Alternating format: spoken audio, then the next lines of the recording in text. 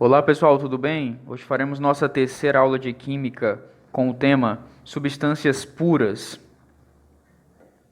Substâncias puras são entidades químicas que possuem propriedades físicas constantes, ou seja, é só uma substância, ela não foi misturada com outra coisa, por isso o nome substância pura. Como podemos observar no gráfico, as propriedades físicas constantes significa que essa substância ela tem valores fixos definidos para propriedades físicas que já foram estudadas antes, dentre elas ponto de fusão e ponto de ebulição.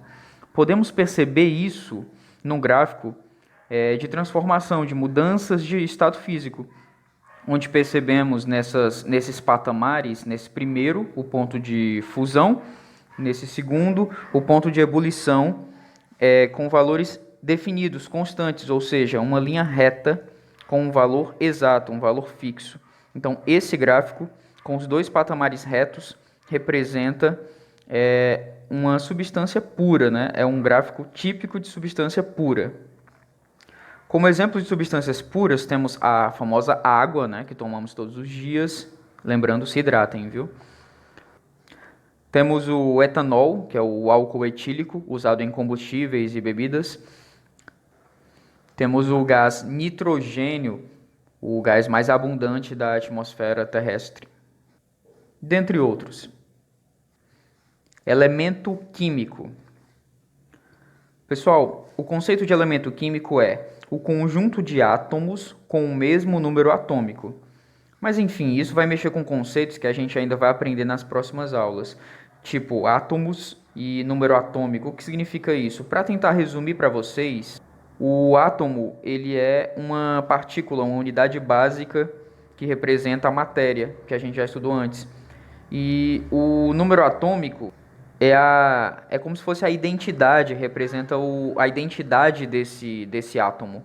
Ou seja, o elemento químico ele é formado por um conjunto de átomos que tem a mesma identidade. Então, átomos semelhantes que têm essa mesma identidade formam um elemento químico.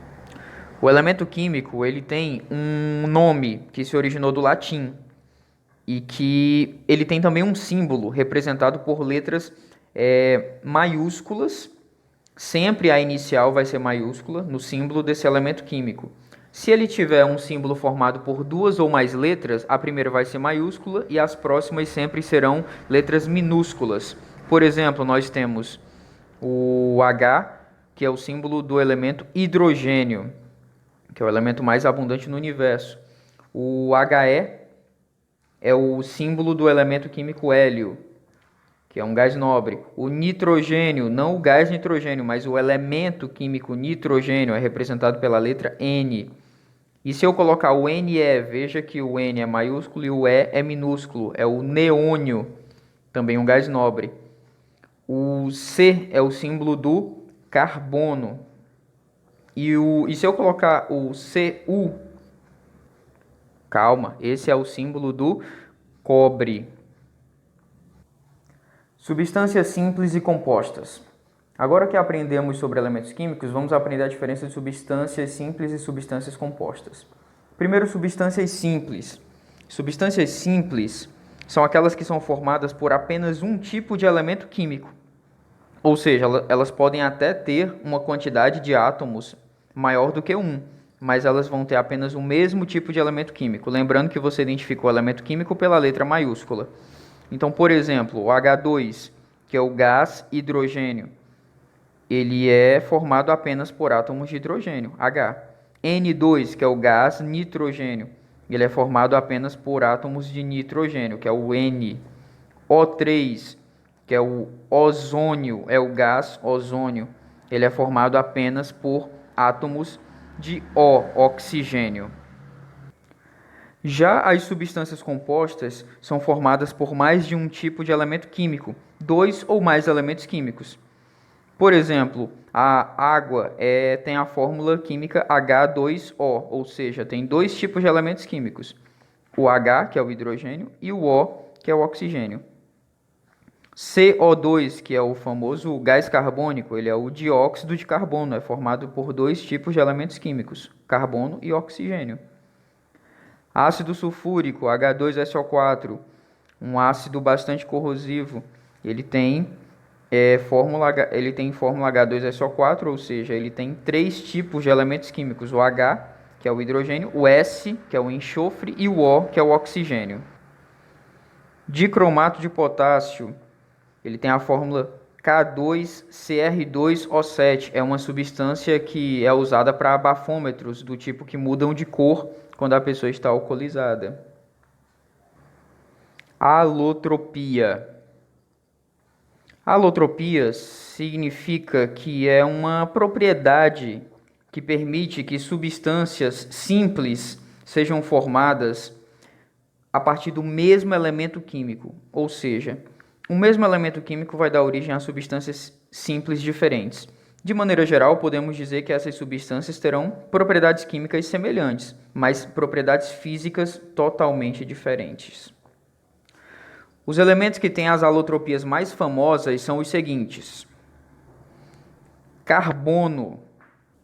O carbono tem as duas formas alotrópicas mais famosas na natureza, o grafite e o diamante. O carbono grafite é aquele que a gente já conhece, que a gente usa na lapiseira, no lápis, ou na forma de outros elementos quebradiços do nosso dia a dia. Já o carbono diamante, ele é conhecido por ser aquela peça rara e bem mais cara. Obviamente, a gente sabe que ele é bem mais resistente e é considerado um material de elevada dureza. No entanto, ambos são formados do mesmo elemento químico, o carbono. Então, basicamente, a mudança no rearranjo atômico é que faz com que eles tenham propriedades físicas totalmente diferentes. Aí você pode até se perguntar, então será que eu consigo transformar um carbono grafite em um carbono diamante e aí eu vou ficar milionário? Bom, essa técnica é até possível, mas ela exige condições muito extremas. Você tem que pegar o grafite e colocar num equipamento de elevada pressão, mais de 50 mil vezes a pressão normal que nós estamos vivendo aqui, a pressão atmosférica, e uma temperatura elevadíssima, de mais de 800 graus Celsius. Então isso exige equipamentos adequados, catalisadores adequados para acelerar o processo. Isso exige um investimento maior, então não compensaria e seria meio que difícil para nós, em condições normais, transformarmos o nosso querido grafite em um diamante mais caro. Enxofre. O elemento enxofre, ele tem várias variedades de alotrópicas, mas os dois mais conhecidos é o enxofre rômbico e o enxofre monoclínico, onde o enxofre rômbico é o mais estável e o mais comum de encontrar. Esses enxofres, essas variedades, são facilmente encontradas em vulcões, nas bordas das erupções vulcânicas. Oxigênio.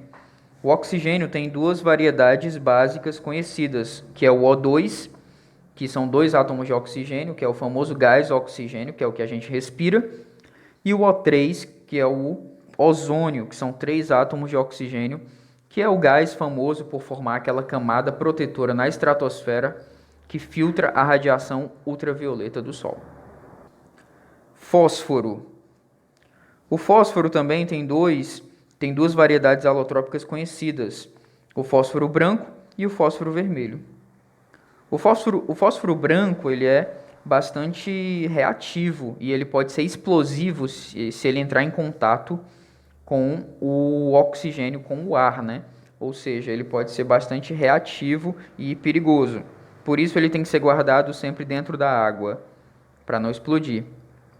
Já o fósforo vermelho é o fósforo mais comum do nosso dia a dia que a gente conhece, aquele famoso fósforo que a gente usa na caixa de fósforo. Ah, só uma curiosidade, lembrando que geralmente o fósforo não fica no palito de fósforo. Aquela pontinha na cabecinha do palito tem materiais com combustível, né? Tem um material que funciona como combustível, mas o fósforo mesmo, ele fica na caixa de fósforo, naquela lixa que fica lateral onde a gente raspa o palito. Pois é ali que fica o fósforo, tá bom? Bom, gente, espero que tenham gostado da aula de hoje. A gente fica por aqui. E até a próxima. Não deixem de compartilhar o vídeo, curtir e dar uma força no canal. Valeu!